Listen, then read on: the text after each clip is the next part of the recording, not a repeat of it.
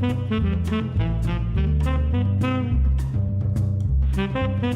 and welcome to the History of Africana Philosophy by Chike Jeffers and Peter Adamson, brought to you with the support of the King's College London Philosophy Department and the LMU in Munich, online at historyofphilosophy.net.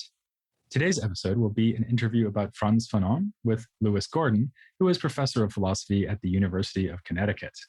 Hello, Professor Gordon.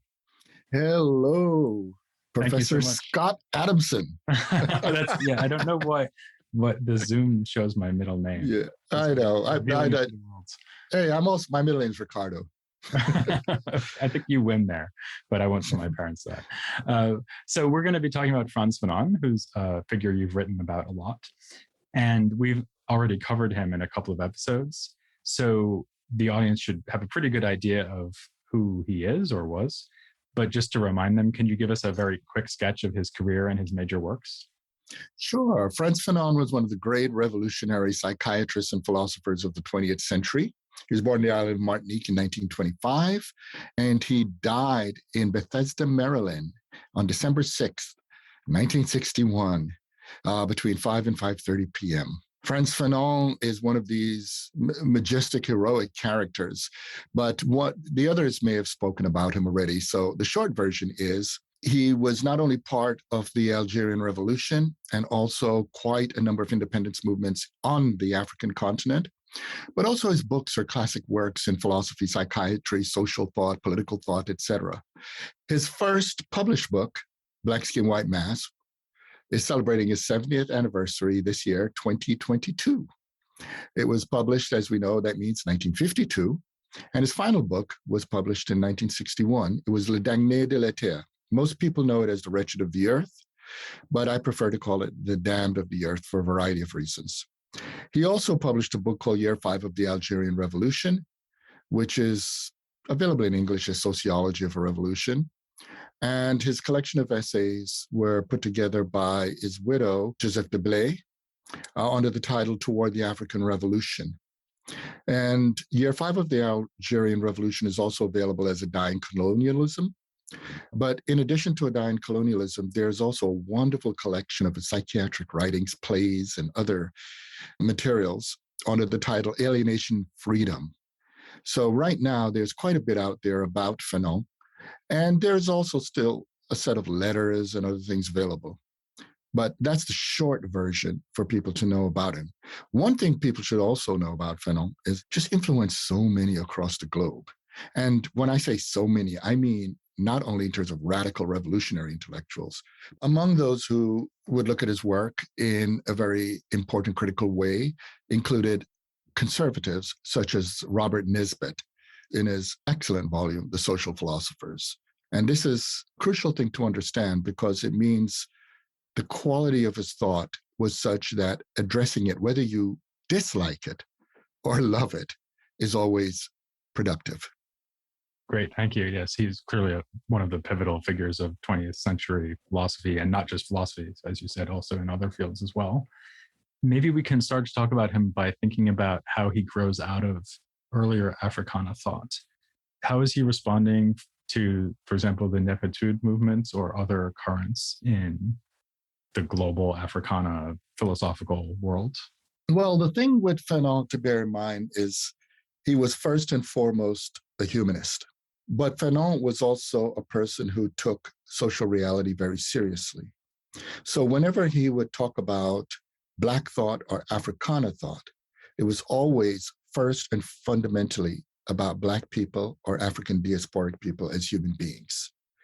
And this understanding of them as human beings meant he did not want to raise us above. I say us, I'm also a Black person and many other things, but not above the rest of humanity, nor below. And Fanon was critical of anything that would try to place any category of human beings above or below. So for him, whether one is talking about, for instance, white people as superior, that's problematic. If you're going to talk about white people as inferior, it's problematic. You talk about Asians as inferior or superior, problematic. For Fanon, the fundamental question was to address how communities are dealing with the struggle for their humanity. And this basically comes through in a rather interesting way if we talk about how he looks at Negritude.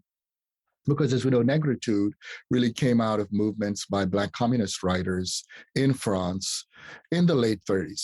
And well, not the late 30s, a little earlier. But the main thing is the two people that most people think about, there are quite a number of them, but the two most people think about are Leopold Senghor and Aimé Césaire. And the thing about Negritude is that Negritude was trying to articulate a unique Black response to Black dehumanization. And within that framework, it required articulating a new relationship to things associated with Blackness, such as the continent of Africa.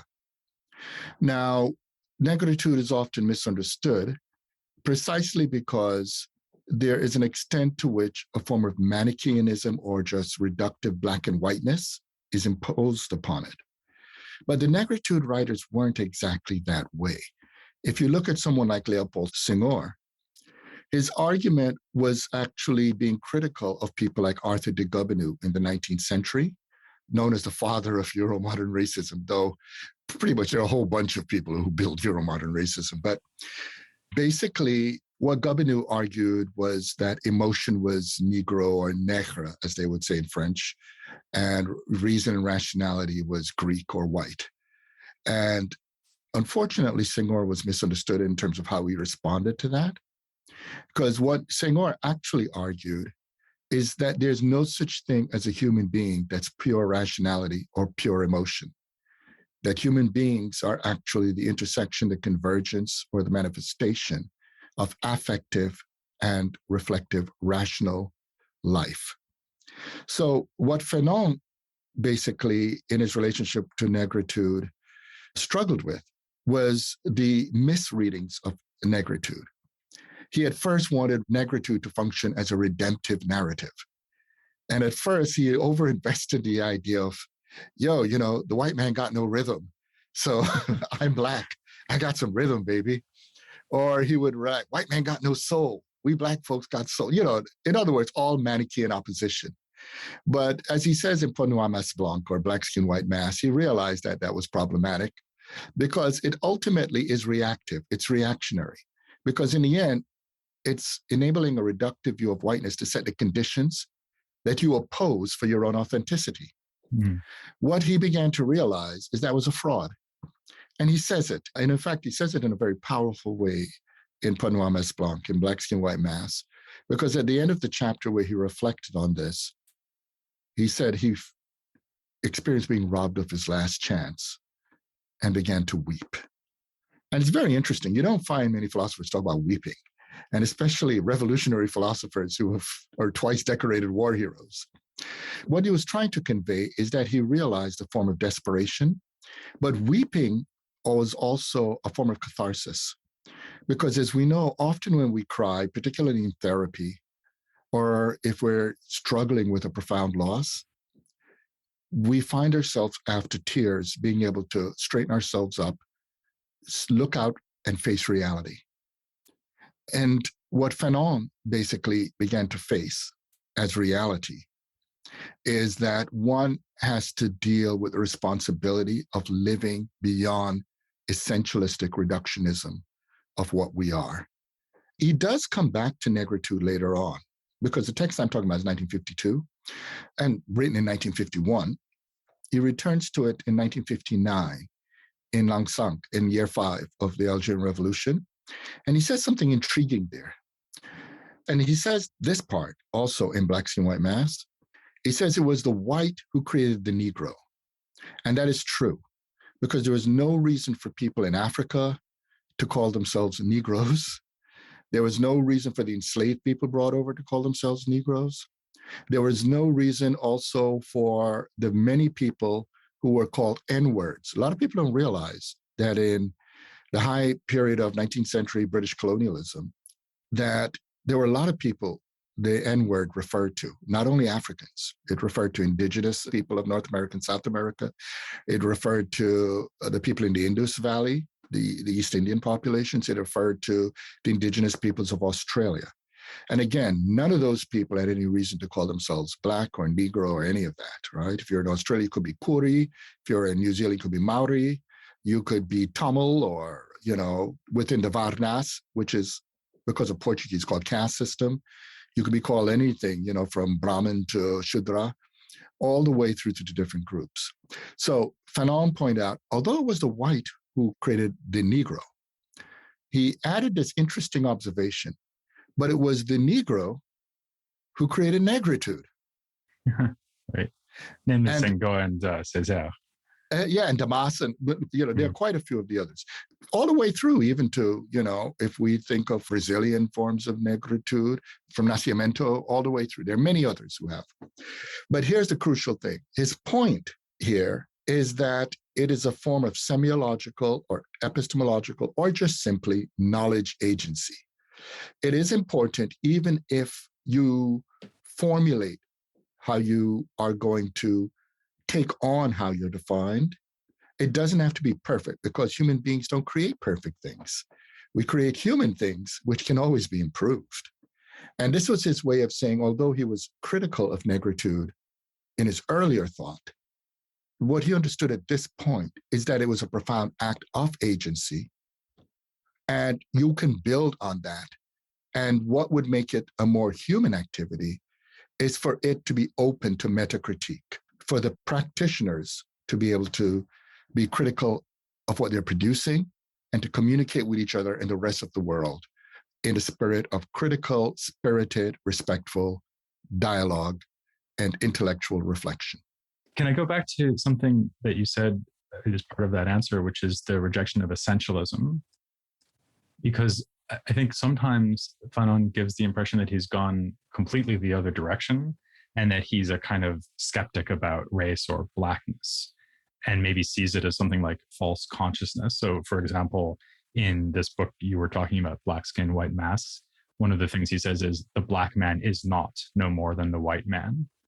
And you were just saying that there's a way in which the black man, or the so-called Negro, is constructed by the white man as a kind of negative image of whiteness. Does that mean that he just kind of rejects it as a category and wants to get rid of it, as it were? Fanon was not a racial eliminativist in the sense that he was thinking that if you simply stop using the word race, you have solved the problem. Fanon took the position that we lived in a social world, and what we needed to understand was how our identities are parts of social reality.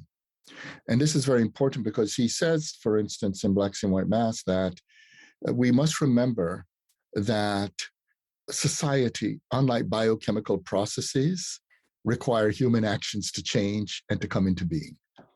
So what he wants us to understand is whatever identities we embrace or we attempt to build, we should understand that we are doing that.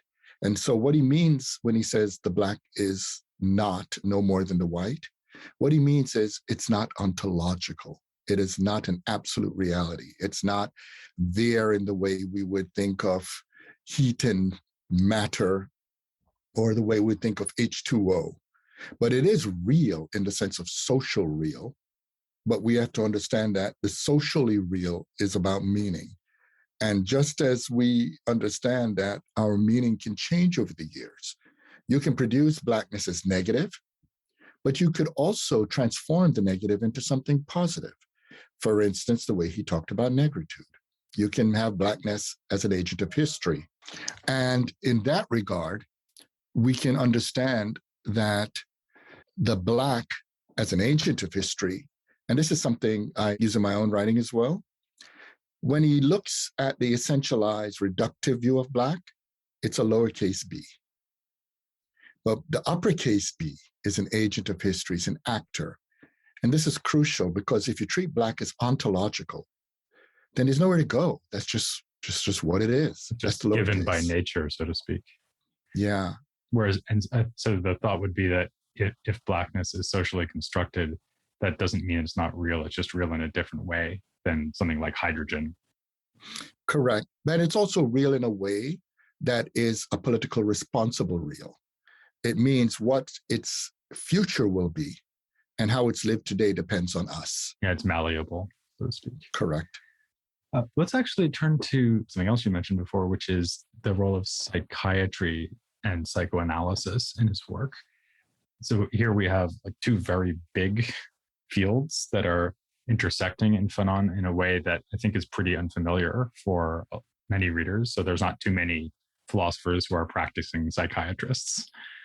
And of course, there'd be a lot to say about this, but can you give us some idea of how these two fields intersect in his work? So how does the fact that he's a practicing psychiatrist affect the way he does philosophy?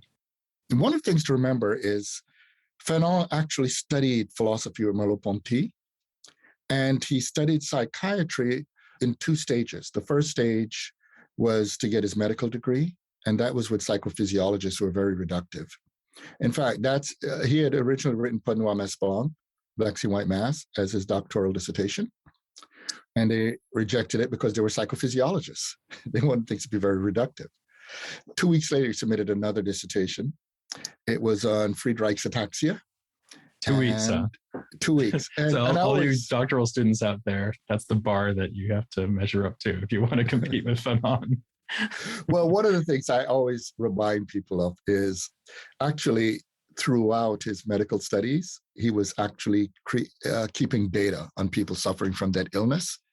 And so he was planning to do that as a postdoctoral project. So that's why he was able to do it right away for his dissertation. So he had it like in the drawer ready to go. He had it ready to go. But why this is important is because you see both texts are critical of the reductive view that mental illness is physiologically caused. So there are people who look for neurological causes of mental illness. What Fanon argued is that neurological illness and mental illness are not identical. And in fact, Black Sea White Mass was written for a variety of reasons, but among the reasons it was written was for a response to a basic insight. Fanon made a distinction between clients and patients. A client may come in and say, "Doctor, help me. What's wrong? I'm suffering. What are you suffering from?" And when they describe it, Fanon began to notice there was a category of people who are suffering because they're healthy. In other words, it's healthy to be pissed off. If you're a Black person in a racist society, it's healthy to be pissed off if you're a woman in a misogynist society. And what Fanon would point out is the response shouldn't be to drug you, shouldn't be to try to make you happy at your degradation. The response should be to encourage you to be politically active, to be an agent, because you would respect yourself more if you're doing something about it. So he separated those people who are actually suffering because they're healthy, from people who may have an actual mental illness. And now even there, it's more complicated because Fanon, there are the varieties of mental illness, but Fanon made a distinction. What he noticed, or rather, was that a lot of mental illness in the Euromodern colonial world were narcissistically induced. In fact, he's very explicit. Narcissism, much of mental illness, when you really dig into it, points roads to forms of narcissism. And so if we back up, Fanon studied to be two kinds of psychiatrists. He had studied to be a forensic psychiatrist, a medical detective, and we have a short time together. But in my book, What Fanon Says, I talk more about that, and I talk about it elsewhere. And he studied to be a clinical psychiatrist, the therapist, the person who's going to help you get better. But Fanon, given his critique of neurological reductionism, he knew that one has to get to the lived meaning of mental illness. And that's why he embraced psychoanalysis. And later on, when he did his chef de service work, his postdoctoral work to become basically the head of Psychiatric Institute, he worked with Francois Tesquelis, who was we don't have time to get into him, but he's a brilliant psychiatrist who basically worked in associational psychiatry, social psychiatry, et cetera. And together they began to look at the social elements, the social meaning of forms of mental illness. And Fanon brought psychoanalysis to the table. Now, there's some people are critical because they said Fanon himself didn't undergo psychoanalysis. And I often have to remind them that neither did Freud. Freud was his psychoanalyst. Fanon developed a unique approach. And again, this is a short conversation, but I argue he developed a form of Fanonian psychoanalysis. And within that framework, he was well adept, not only in the writings of Freud, Hannah Freud, but he also looked through Jung, but he also looked through other psychiatric movements such as Karl Jaspers, etc. He also worked through Adler, others. So it's amazing that this young man who died by the age of 36, just his technical medical papers on these issues were just absolutely extraordinary. It's really But that impressive. would require a conversation on its own. You know what you were just saying about the separation between physical disorders and psychological disorders or psychological conditions, to use a less pejorative term. I find that very helpful because I think it explains or helps explain why he describes the situation of being a colonized person in these psychiatric terms. So, for example, he says that the colonized is an arsenal of complexes that germinated in a colonial situation. And if you think about that word complexes, which is obviously a psychiatric term, it would be very strange to say that all of the colonized people in Algeria, for example, are suffering from a physically induced mental illness, right? Like, how could that happen? But it would make a lot of sense to say that it's a complex that arises from a certain social situation and political situation. Is that the right way to think about it? Yes, and he was very explicit. The term he used was sociogenesis.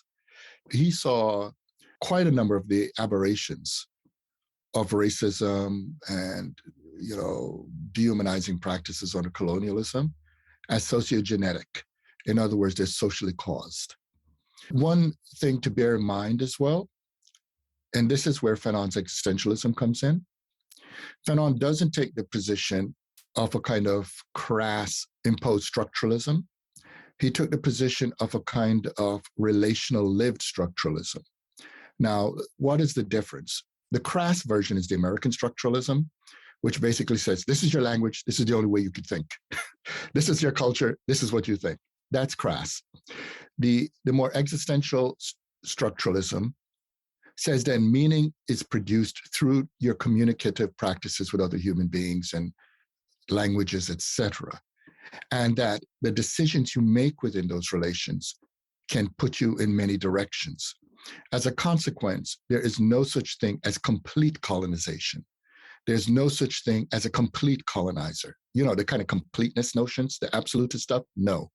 Because there are always people who respond to the situation differently. And there are always people, even among colonizers, who would say, what the hell are we doing?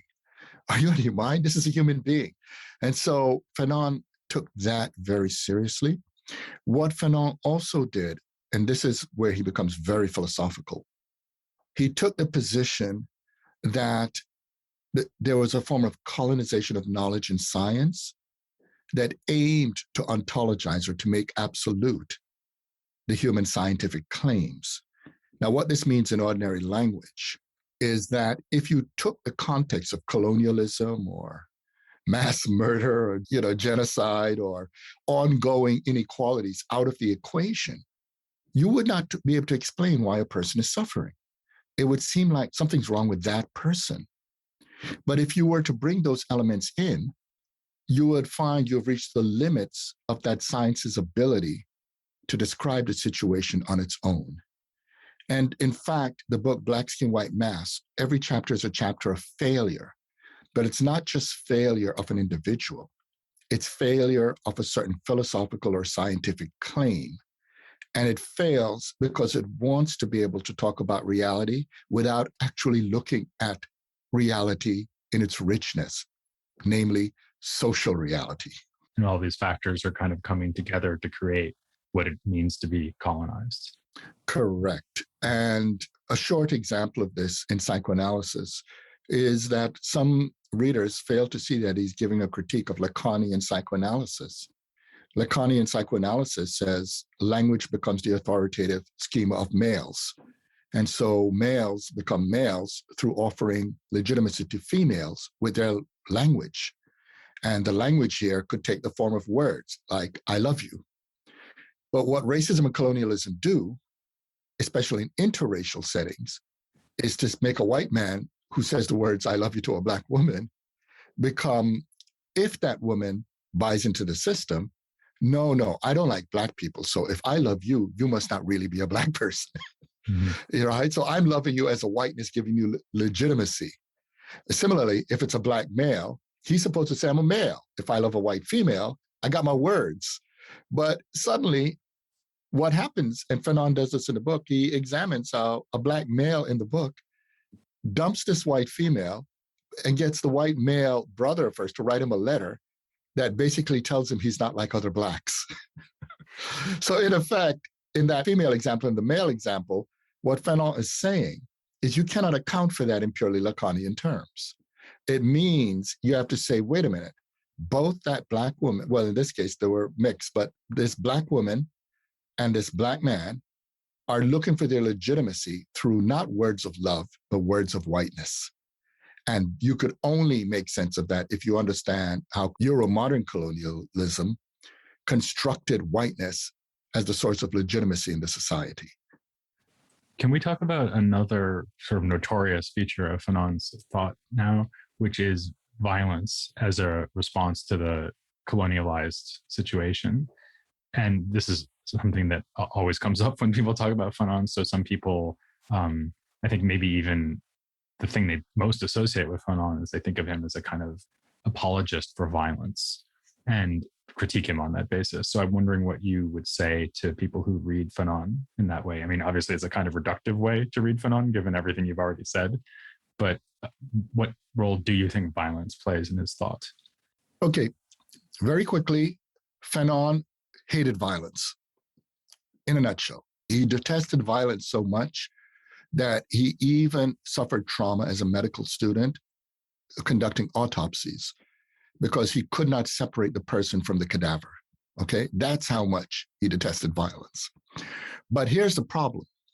The way I just described colonial societies, Fanon argued that colonial societies are ongoing structures and practices of violence. So for Fanon, if you witness violence happening, but you detest violence, to do nothing is going to make you complicit with the continuation of violence. But there's a paradox. There's a problem. To intervene, the person who's conducting the violence presupposes that he or she or they are conducting it legitimately. So if you intervene to stop the violence, you are going to be constructed as violent. So you see the problem. If you're going to be spending time with that person to convince them you're not violent, the only way you could do it is not to intervene while they're pummeling the crap out of another person. So what Fanon argues is it is better to be actional and actually suffer through being called violent than to do nothing about violence. And that is something very different. Now, of course, in anti-Black racist societies, it freaks them out even if Black people are standing up tall with dignity. They call that violence. So in effect, then, Fanon is saying, Black people, you're wasting your time if you're going to try to prove to white people you're not violent. You, in other words, cut out that crap, get stuff done, do something.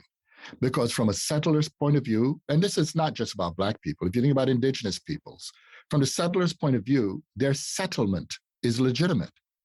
And so that means then anything that's going to take them off of what they deem legitimate is going to be a violation of them, and it would be violence. So what are indigenous people supposed to do? Just sit back and just say, okay, I'm going to do nothing? Ultimately, what Fanon is saying is that if we're going to deal with dehumanization, injustice, degradation, all of these things, we have to bear in mind that it's a political reality that requires actions that may make those who are trying to maintain those systems construct the actors who are trying to change them as violent.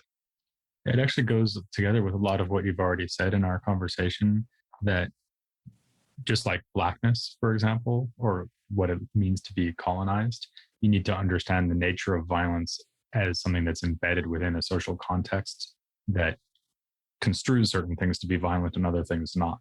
So, for example, a policeman beating an Algerian citizen to keep him in line, that's not violence because it's legitimate. Whereas the same person fighting back against the policeman would count as violence. Is that a good way of thinking about it?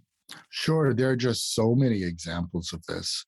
I mean, today we look at it very differently, but when you look at those footages of the civil rights movement, those people who were doing nonviolent protest at the time were being berated as violent, even though they were being attacked by police dogs, hit with batons, fire hoses spraying the skin off of them.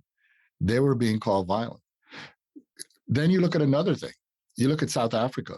South Africa is praised for having a nonviolent transition. That is absolutely false. Black people were being massacred. We're being killed left and right. So you begin to see a little problem, right? Violence exists if white people are harmed. In a nutshell, you can kill as many Black people as you like. Nonviolent struggle. So what Fanon is saying is that's the point, right? I mean, we're even seeing the discourse now. I mean, the attack on the U.S. Capitol on January 6th, 2021. There are just some people who are incapable of seeing what those people were doing as violent. And it was just so blatantly so. Yet there are people who are looking at Black Lives Matter, people marching in the street while they're being tear gassed, attacked. The Black Lives Matter protesters were being called violent. But that requires a longer discussion about the phenomenological appearance of violence. The short answer to that is this. If your very existence is treated as illicit, your very existing is treated as wrong, then your appearing in a public sphere is considered a violent act. Let's talk a little bit finally about what Fanon wanted to see happen in the future from his point of view. So he says something pretty dramatic about this in this book that's usually called The Wretched of the Earth, but as you said, you prefer to translate The Damned of the Earth. He says, decolonization, which sets out to change the order of the world, is clearly an agenda for total disorder. And that makes it decolonization sound like a negative or even destructive project. But I think maybe the previous answer you gave already helps us see that that might not be the case, right? Because if total disorder is defined relative to the order that has been imposed by the settling power, the colonizer, then maybe what he means is something more like, well, we're going to replace this order with something new, which by definition would be disorder. But how would that actually look, according to him? I mean, again, it can't just be defined as like the negative absence of what the settlers were doing, right? The thing to bear in mind is that Fanon was a dialectical thinker, and his argument is dialectical, but there is a crass form of dialecticism, which still is locked in absolutes. And there's another kind of dialectical thinking, which is the kind Fanon was involved in, which was premised upon possibility. In other words, when you are engaged in dialectical thinking, you don't know the outcome before the performance.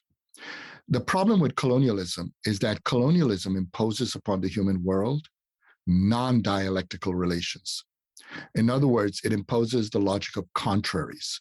The logic of contraries is when something is, say, a universal, then all things that are not within it are universally negative. Contraries. So they're two universals. Absolutely not, absolutely is. And that's segregation, apartheid, all of those things, okay? However, human reality is interactive, it's communicative. So when people actually meet, it negates those universals, those absolutes, but it starts a process of something that transcends them, which is a universalizing that is never closed. It's open. So to put it, if we come back to what you just said, decolonization, the one that Fanon was talking about, is simply negating of a universal. That's all it is, okay? But the problem is, if it stays within the logic of contraries, then it's simply replacing one universal with another universal. And so it has not changed the system. So for Fanon, those who simply want to take the place of the colonizer are still locked in a colonial mentality. However, if one thinks dialectically, what Fanon is saying is that now you have the obligation, the onus, or the challenge of actually negating the idea that you're replacing someone, and you're opening up an opportunity that will transcend even yourself.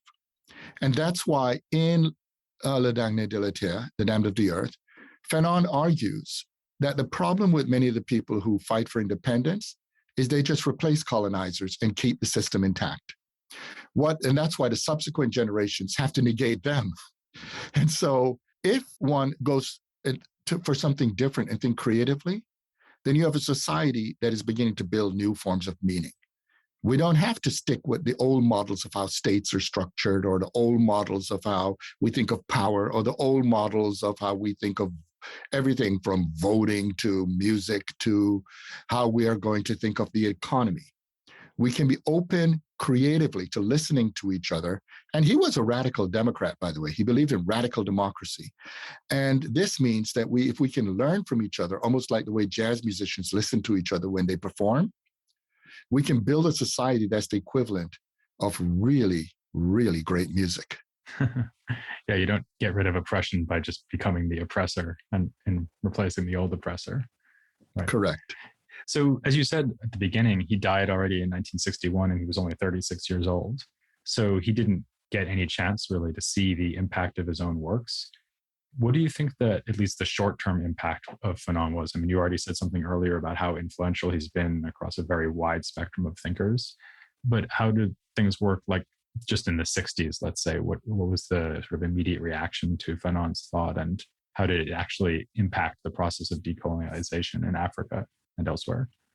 Fanon was already having an impact on quite a number of people even while he was alive. He had an impact on Jean-Paul Sartre, Simone de Beauvoir, et cetera. But in terms of what happened in the 60s, his impact on Black revolutionary movements, South Asian revolutionary movements was immediate.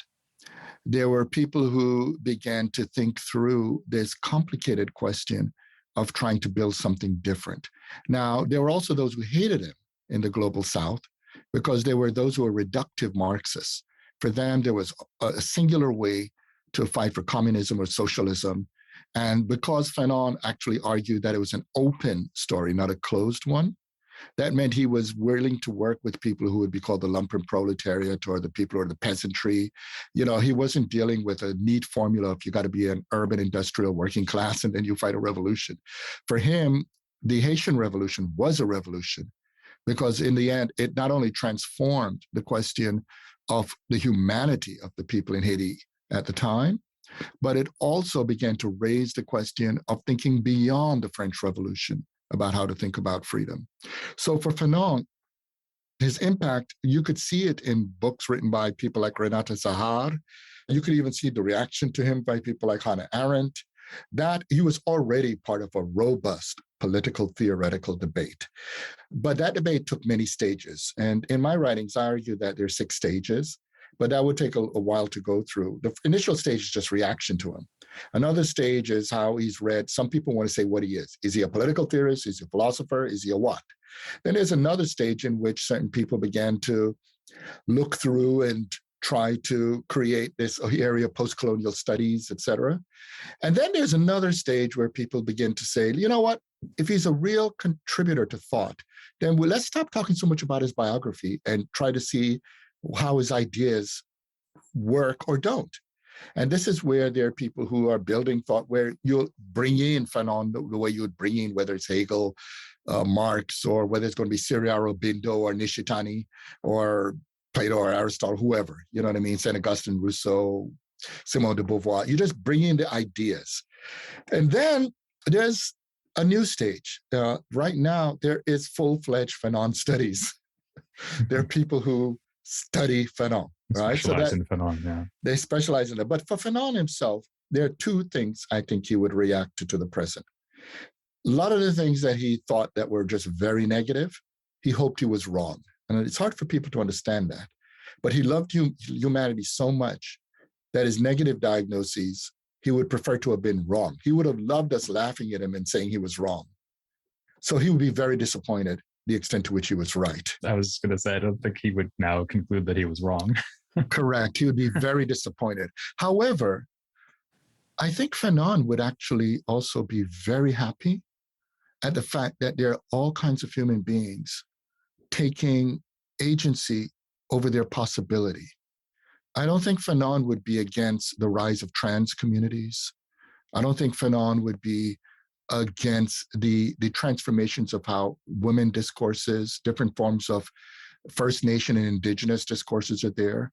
I think Fanon would be right on board with the contemporary discussion of climate change, because what we're learning is that we live on a really tiny planet, and that global humanity, we got to cut this BS and start really communicating with each other if we're going to have any kind of future. He would take that very seriously. He would be disappointed at how privatization is trying to lock us in outmoded ways of organizing economies and power, because there's no way you can deal with the problems of the world today through privatization. We need to have a transformed public, a transformed global understanding of what humanity can do and work with each other to achieve. So I do think that he would be pleased at the possibilities, but he would say, for proverbially, that there's a lot of work to be done. Well, on that note, thank you so much for joining us to tell us all about Fanon and his enduring relevance. Well, thank you. It's a delight to be here. And to the listeners, continue being safe and healthy. I wish you love, and despite the difficult times, do find joy. It'll remind you of your humanity. Absolutely. And Chika and I would certainly echo that. And maybe you can find some joy also with the next episode of the History of Africana Philosophy.